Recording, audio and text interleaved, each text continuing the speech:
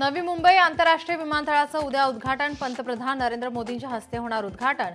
पंतप्रधान मोदी उद्या मुंबई दौऱ्यावर। मुंबई पालिका निवडणुकीसाठी शिवसेना सज्ज। शिवसेनेकडून 110 ते 115 जागांची मागणी होणार।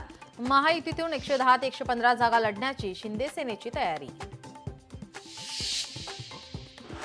कोल्हापूरमध्ये भाजपचा राष्ट्रवादी अजित पवार गटाला धक्का। मंत्री हसन मुश्रीफ यांचे निकटवर्तीय भाजपमध्ये प्रवेश करण्याची शक्यता। सरन्यायाधीशांवर हल्ला करणाऱ्या वकिलाची अजब बडबड। परमात्म्याने आपल्याकडून करून घेतलं ते आपण केलं। गवाईंवर हल्ला करणारे वकील राकेश किशोर यांचं वक्तव्य। गोकुळचा दूध विक्रीचा नवा उच्चांक। कोजागिरी पौर्णिमेला दूध विक्रीचा उच्चांक 20,28,526 लिटरची विक्री। गोकुळचे अध्यक्ष नवीद मुश्रीफ यांची माहिती।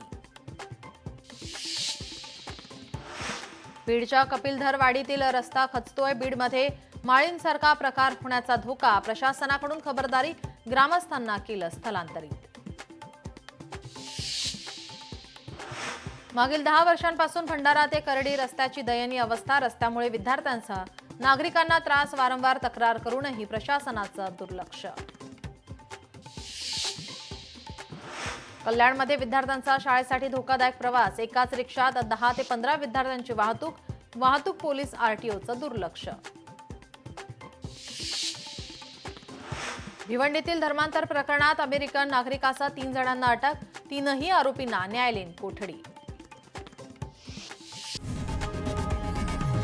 लोकशाही मराठी ऐका, पहा, जागरूक रहा।